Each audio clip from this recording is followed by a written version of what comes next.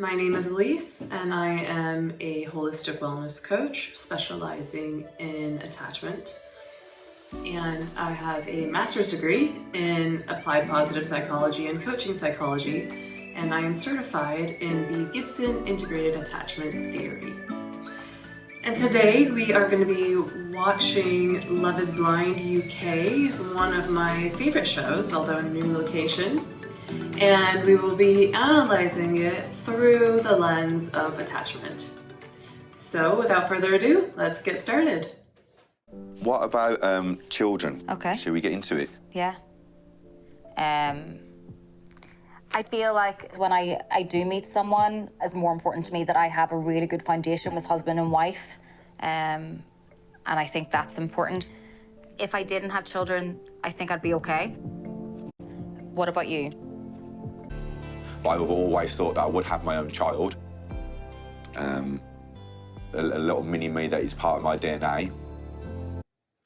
Children are a very, very important topic and something that needs to be talked about at the beginning of a relationship. Well, at least sooner rather than later, because for many couples, this can be a deal breaker, and sometimes they don't realize until it's too late, and could cause a lot of problems. So we'll see how deep this goes and how much Sabrina is able to, how she truly feels about having kids. So I've been single for 3 years now. My last relationship ended badly. I found that he was expecting a baby with another girl while he was texting me saying, we're gonna do this, we're gonna do that. So yeah, complete betrayal, manipulation, just lies. I really wanted to see you again. Oh, that's good. How about you? You know what, I did have like a few doubts about some of the comments that you made. You know, like the Instagram thing, you were like, oh, people may perceive me, you know, as something different. Okay, let's say I've done 6 months training, right? And I've got my body in like a good condition. I was like, why not? I'm gonna put a picture of me with my top off. Like, Yeah. I've only ever done that once. Okay. But what I meant probably more was, is like, if I'm standing at a bar, I might get some attention, but you wouldn't realise like what an amazing person I am, potentially. So I know I've got a lot to offer. Yeah. I think beauty is just skin deep. So I think what's Do you in think that? 100%. Like, I believe what's inside is more important. Okay, that's good to know. I really like how Jasmine was upfront as soon as she walked in the door, and Sam asked how she was doing. She mentioned that there were some things that unsettled her about their last conversation together, and that's really important to be able to be vulnerable and to express yourself, because otherwise you're going to hide it and you're only going to be half authentic.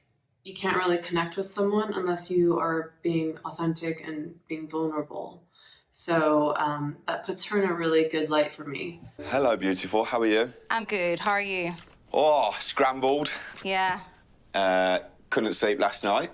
You was on my mind, for sure. After our date, woke up this morning, apprehensive, scared, maybe. Think it's basically because it's something that we need to talk about. Honest truth. I know that I want to be a dad. Personally, for me, I don't think I have to have children. For me, it's really important to build a life as husband and wife first. And I fully respect that. I'm 35, so that would be a case of 30 or 39. I might not even be able to conceive naturally anyway. I'm very open to surrogacy, so it would be our biological child or adoption. I'm here for that. Good. That's very secure relationship talk, to be able to be open about something that is concerning you. And they both handled it in a very calm demeanor. And because of that, they were able to reach a sort of agreement that works for both of them. So well done. So my parents got divorced when I was like 13. And my dad, he wasn't around a lot, and it was always like me being like, when are we meeting up? What are we doing? And then it got to the point where I was like, I'm not going to contact him anymore and let's just see how long it takes. And he never contacted me again.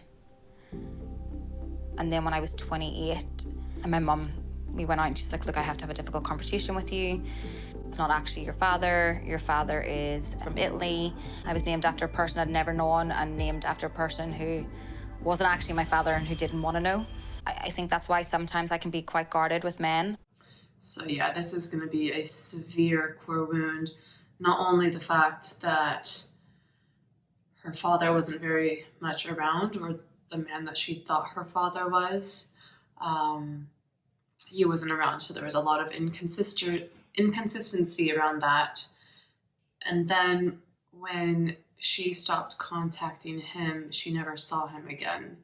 So she is going to probably have core wounds around being unloved, unworthy, abandoned, rejected, having to earn your love, earn your worth.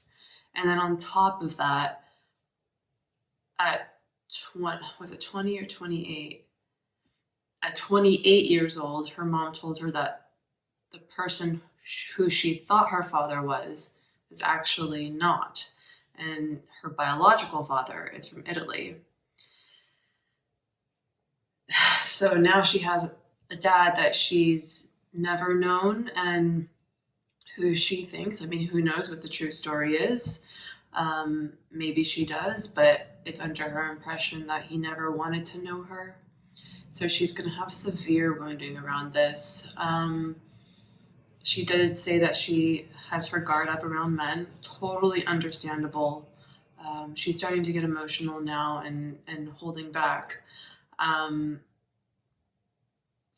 have to hear more to really get a sense of how much it's actually affecting her. So, I got a question for you. Go on then. All right. Like, I'm feeling really, like, rubbish.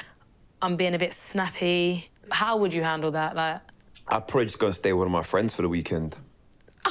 he's just gonna leave the whole Probably. weekend. I'm playing. I'll do whatever I need to do to bring you out of it. All right, so what are you gonna do? Because right now, this ain't a good start. Some people need space. You don't strike me as someone that needs space. You strike me as someone that needs cuddles and forehead kisses. Before, I would say, like, I need space, but I don't. I need reassurance. You can sometimes have space while someone is still really close. Does that make sense? Yeah, like, Because- we don't have to talk, but you can hold me. So, where's your heart at? Like, here. I mean, I know what I want, but I'm not 100% sure who that is. And I'm being real with you when I say that, and that's fine, and you're probably in the same boat. But if I'm being honest, I'm still kind of giving the other girl a chance. I don't really like this. Ollie doesn't give me good vibes. So, firstly, when he said, when Demi mentioned, oh, if I'm being a little short or snappy or whatever, what would you do? And he said, I'll probably go to just stay the weekend with my friends. And she laughed. I don't think he was joking. I think that was a natural response for him that he wasn't thinking. And then when he heard her response, he quickly thought, oh wait, hold on, that's not right. And changed his tune. But he's giving me, he's giving me player vibes. And I really appreciate that Demi is being upfront and honest. And, you know, he is as well. He's not playing her by saying, oh no, it's you, babe. But he has an air of distance and secrecy. And for me, being a former anxious attachment, I pick up on that a lot. So perhaps that's just it. Perhaps it's just my old cues picking that up. Maybe he's a changed man. Who knows? Maybe that's not him at all. We should see. But I'm just gonna say for right now, I don't really trust him. It's tough. I'm feeling an element of guilt in talking to Kat the way I'm talking to her and then talking to Demi the way I'm talking to her, because I don't want to be leading either one of them on. And so it's about trying to manage that in the best way I can. And I don't know that I can because I've never done this before, but we're trying. At least he's aware. He's self-aware. He knows that he doesn't want to lead either of them on, and he's navigating this new thing. So that's a good sign. But yeah, the jury's still out for him. I really like Ollie. Catherine really likes Ollie. She's my friend. I really like her. I find it very hard to put myself first because I'm a people pleaser, and it sucks. I'm not here to hurt my friends, but I'm also not here to sacrifice my connection because my friend likes him. It's time for me to put myself first. People-pleasing is a response to feeling like you have to earn your worth, number one, and also having poor boundaries. So the fact that she is saying all this shows me that she has some sort of insecurity. However, I like that she is being vulnerable with her friend and that they like the same guy. Like they're both being vulnerable with each other, which I think is really mature and adult. And at the same time, she's recognizing that she doesn't want to people please. She doesn't want to put others first. Like in this situation, it is about her, and she has the right to say that, or at least the right to feel that way. So we'll see how this plays out. Hello. Hello, beautiful. How are you? I love hearing your voice. Your voice is calming me. Yeah, same. You stole my mind and my heart too. Can I say something crazy? I love you. Can I take your hand as I take a knee and ask you something crazy? Will you marry me? Stephen, you are genuinely incredible. You're just amazing. This has just been an incredible journey, and I'm so grateful that I have gotten to do this with you. But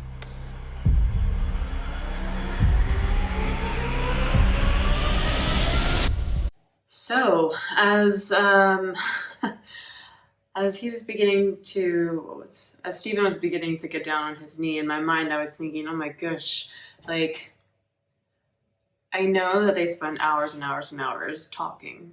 Like, we only see a small portion of it. They can spend all day talking to each other if they want.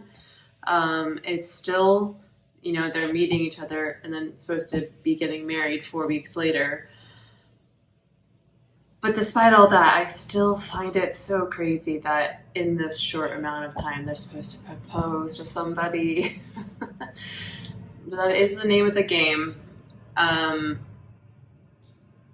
not sure if this is an actual no or if she's just faking all of us out here. So we'll have to wait till the next episode and find out.